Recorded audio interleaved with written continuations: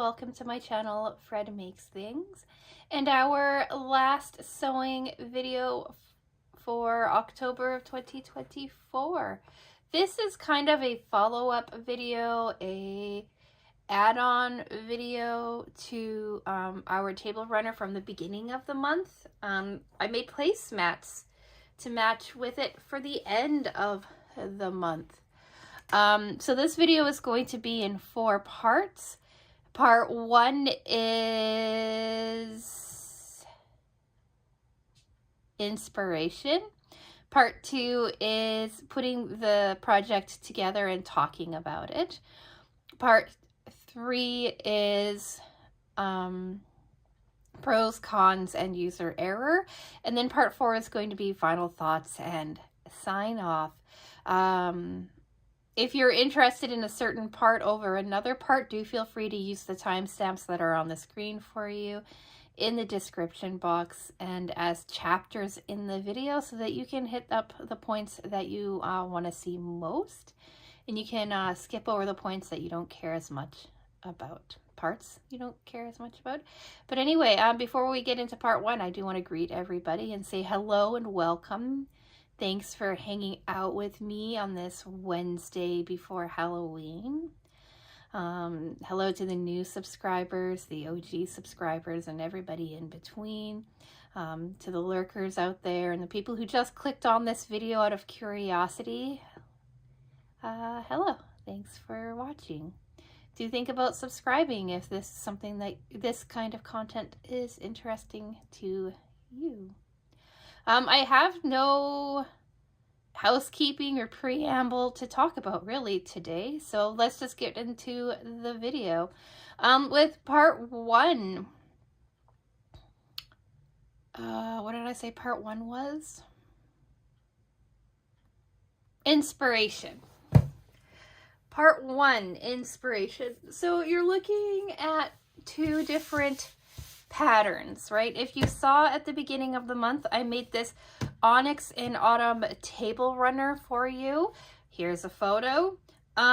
It's really cool. It's a really good size. It was a lot of work, a lot of cutting, and if you're interested in the actual review of this pattern specifically, here's a link to it. It'll take you to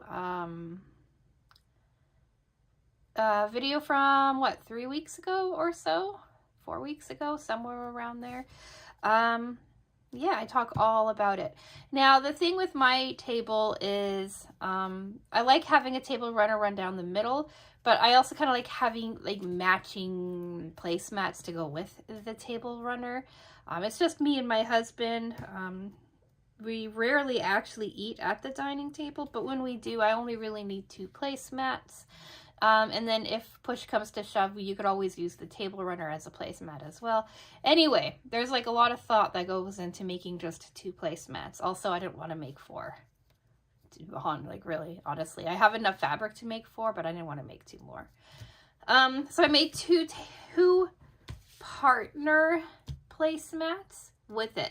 I liked the idea of the Onyx in Autumn table runner. I liked how nice and simple the pumpkins were, but there was no way I was going to try to shrink down the cat that was on it or not have a cat on it and just have pumpkins. I thought that would look a little quiet.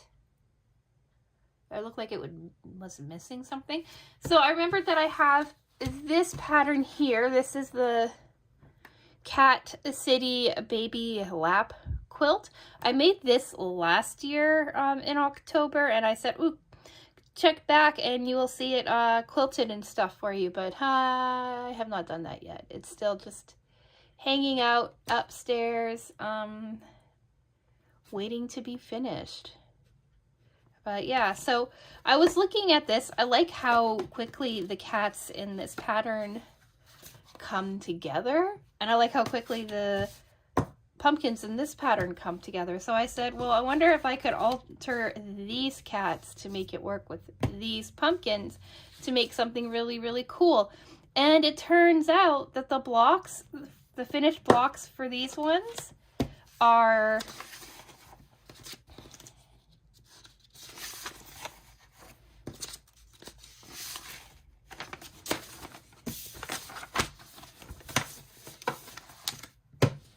9.5 inches square. And the block for this one is 9.5 inches tall when it is finished. So, like, they work perfectly. They're a little wider than 9.5 inches. The cats end up being 6.5 inches wide, and each of these pumpkins are 5 inches wide, right, which makes a 9.5 inch block. So we ended up with one 9.5 inch block and one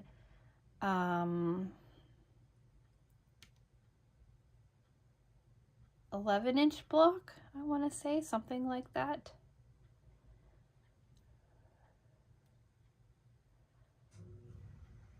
I don't remember suddenly, but anyway, so that's what I did. I cut out pieces to make the cat in this from this Cat City quilt pattern. Silver's Club used to have it. They're sold out now, but if you Google Cat City lap quilt or baby lap quilt, something like that, they do show up still. I get recommended them every so often on Facebook, so I know it's still out there floating around. And then this is a free pattern from online, sponsored by Bernina, I do believe. And I'll link that down in the description box for you if you want to check out this pattern itself.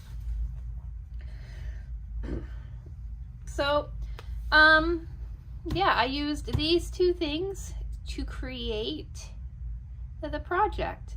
So let's talk part 2, making the project and taking a look at it.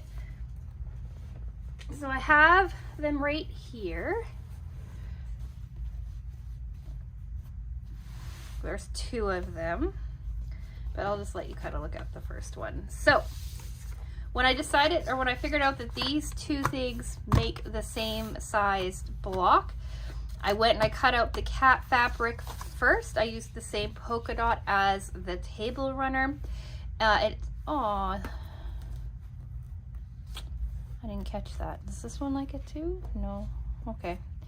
That's stupid. He's a TNR cat. What was I saying?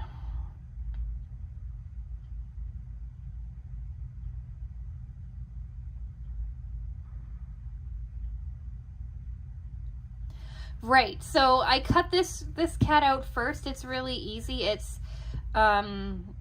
one rectangle for the back, one rectangle for the head, or for the body, and then 2 triangles or 2 squares for the ears, and then 1 black backing rectangle, and 1 black backing rectangle. These 2 are the exact same size. Then this one is cut taller, and then these 2, right, are special. But they all came together really nicely, right? Here's the first cat. Here's the second cat. And yeah, I like them. I made them brothers, not twins, because I like to have a little bit of like interest with my stuff. So I like how they came out. The purple polka dot fabric is from Joanne Fabrics. This is all leftover pieces from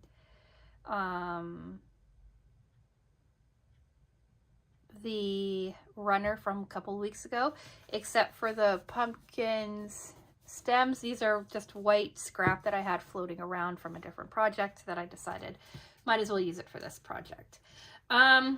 So that was first, and then I had to decide which pumpkins I wanted to make, because the pumpkin blocks in the Bernina are varied, right? Like you've got, this is block 1, this is block 2, then we've got block 3 and block 4. So my choices really were these 2 blocks, and they're basically the exact same block repeated. Almost, right? Like the angles on, or the cutouts on the pumpkins and stuff can be a little bit different, but I wasn't going to be that fussy about it. So what I decided to do was to cut 3 pumpkins, 3 of these tall pumpkins like this, and 3 of these short pumpkins like this, out of a bunch of the different green fabrics that I had left over. I didn't have enough, or I shouldn't say that. I had enough to have like completely different pumpkins on both placemats, but I kind of didn't like the way that some of the pumpkin, like some of the greens worked with each other when they were segmented out like this. So I picked these 3 for this. Well, I picked I cannot talk. I picked these 3 fabrics, and I picked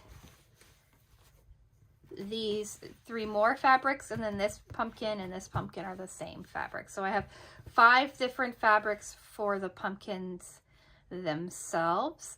And then all of the black backing. Instead of trying to go into the cut list, I just looked at what the list was for assembling the pumpkins from the block section, and I cut out the backing for that. Now, I don't like mathing a lot, and I like to kind of, when I'm coming up with something on my own, I kind of like to wing it and see where we end up. So I followed the pattern for this pumpkin block, and to make a secondary pumpkin of each one, I laid them out, decided which ones would look best with each other. Here's a photo of them both side by side. Well, not side by side, but 2 photos of, you'll know what I mean when you look at the screen. And so I kind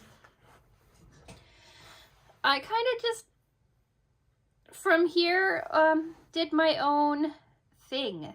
So I knew that, like, because I have 3 and 3, that 2 or 1 placemat would have 2 tall pumpkins, 1 short pumpkin.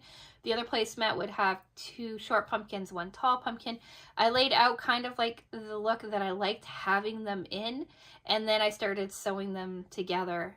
And then I kind of forgotten which order I went in and whatever. As long as one cat faced one direction, the other cat faced the other direction, and they both sat in right their respective spots, everything else would look pretty cool. I changed the direction on the stems too, but I didn't pay attention to where each stem was going with which pumpkin. Like, I wasn't being fussy about it. I figured it would all just work out on its own and be kind of random in how it ended up turning out. And I think it turned out really cool. I think that my random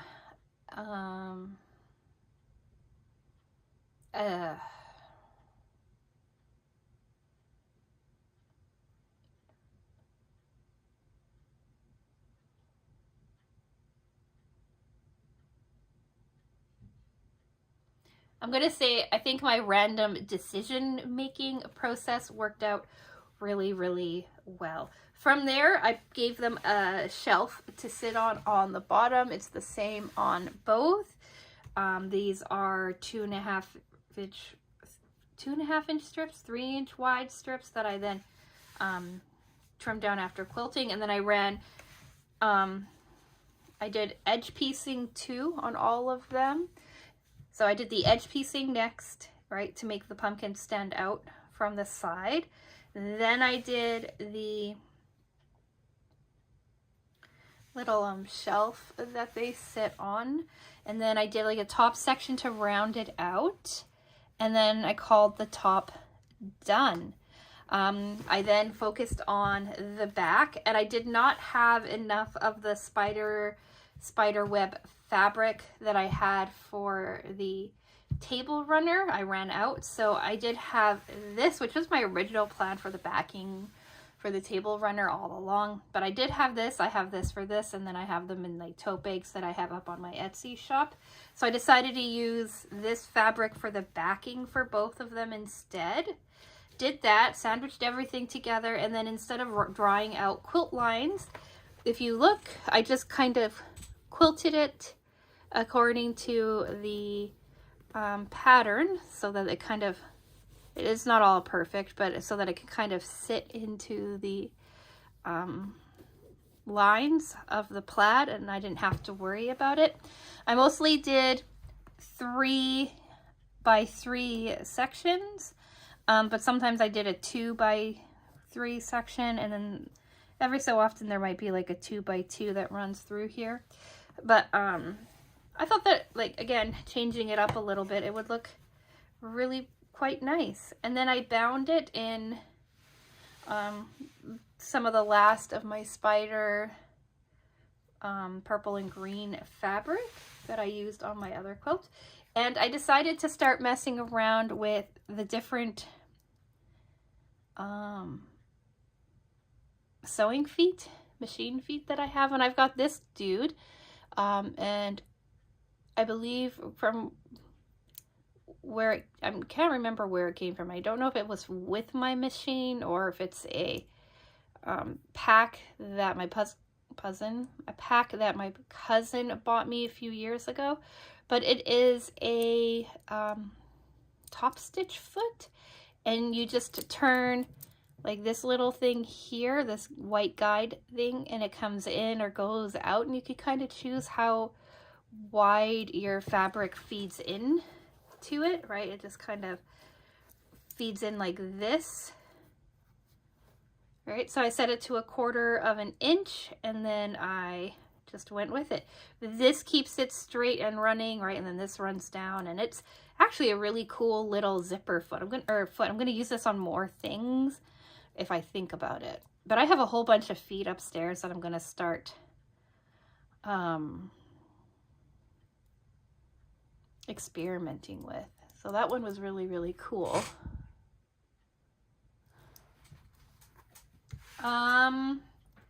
And yeah, that's how they turned out. Here's a photo of them on my table, hanging out with the table runner, so you can kind of see like the whole look together. I do apologize that Susie was sitting on one of the placemats. It did not matter.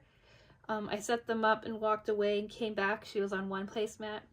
Tidied everything up around her, went to take a photo. She went to the other placemat, said, okay, I'll wait until she gets tired of being on here. Came back a little bit later, she was back on the other placemat, and I was like, okay, whatever, I'll just take a photo with Susie. So, yeah, that's making them. I think they turned out really cool. I'm really happy with them. Pros, cons, and user error. Well, pro, I'm happy I have them. I'm happy I made them. I'm happy they came together faster than the table runner did. It was a lot less cutting, a lot less piecing. Really, really cool. I'm really happy that the blocks, the height of this block and the height of this block were the same, so that I got away with just like melding the two patterns together. And yeah, I'm happy to have it, and I'm happy that it all worked out. This took me 3 days to do, a day of cutting, a day of piecing, and then a day of quilting, and then I came back and bound it, or trimmed it and bound it. But that's like working like an hour and a half, 2 hours here, or an hour and a half, 2 hours there. Like it wasn't a steady, like sit down upstairs at the machine and sewed. I did have to work on this in between the crochet projects that I was working on, keeping the house together, doing all my other things, being a bit sick, all of that jazz. So it's been like a bit of a process to get it done, but when I had the chance to just work on it itself, it came together really nicely. Cons, there are none. I love them, and I'm happy I have them. How can there be a con when you kind of design it yourself, right? And now user error. There's not a whole lot of user error with them. There is, I did clip this point here. I double checked it on this cat, right? Like this cat's really nice, but I don't know what happened with this guy, and his ear is clipped, but that's okay. We're gonna call him like a stray cat, right? A trapped, neuter, and released cat. So this cat we know is being spayed or neutered and is healthy. This cat we don't know about. But there's that.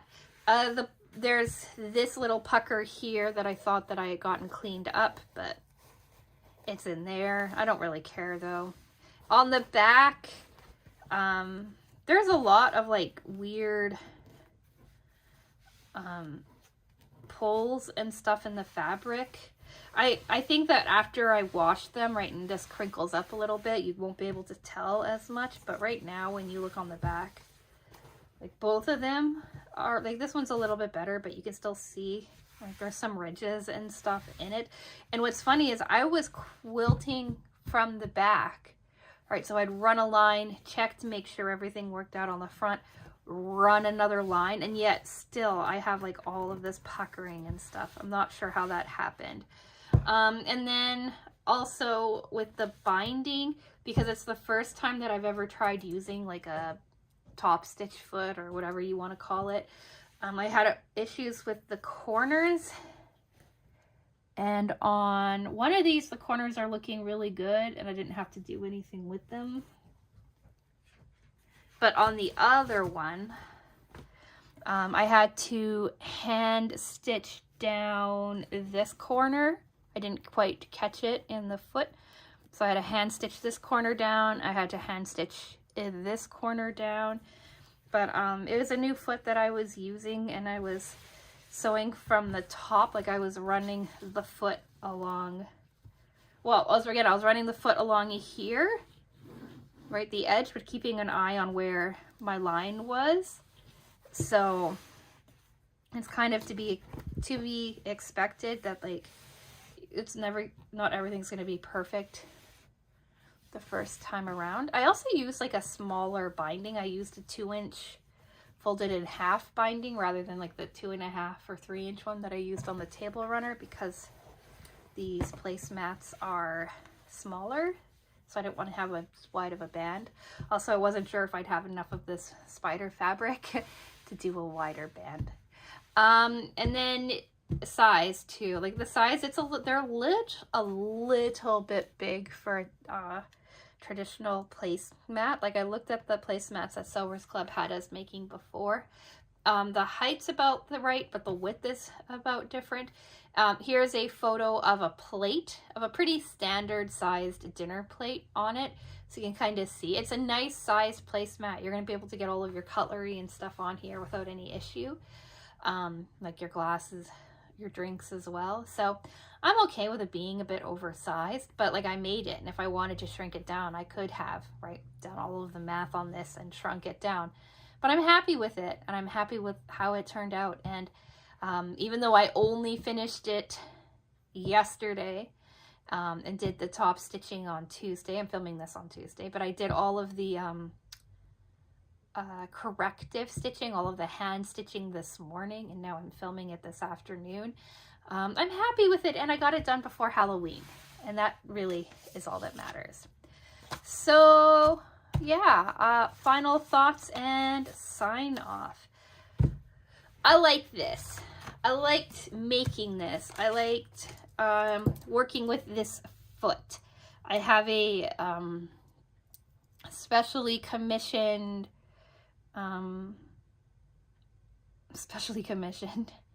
yeah, we'll call it that. I'm working on a project upstairs with Harry Potter fabric for a long time subscriber of mine. She asked if I'd make her a book tote out of it, and I said sure, of course I would. And I was like working on it yesterday, and I said, ooh, you know what, I'm gonna try the zipper or this foot on that too. But it was late, so tonight after dinner and stuff, when I go up to work on her project, I'm going to mess around with this some more on her straps and stuff and see how I like it for making straps and things, because my skinny straps never turn out as straight as I would like them, the stitching on them. And I'm doing a black stitch on a yellow stripe, so, or on a yellow strap, so when it's such a high contrast, you want to make sure that your stitching looks nice and straight. So I'm going to try this out and see how I like it. I like these too. I like having matching placemats. I have a set of 4 other pumpkin placemats that are more traditional from Sewers Club that I made 2 years ago, and then the year before that or something like that.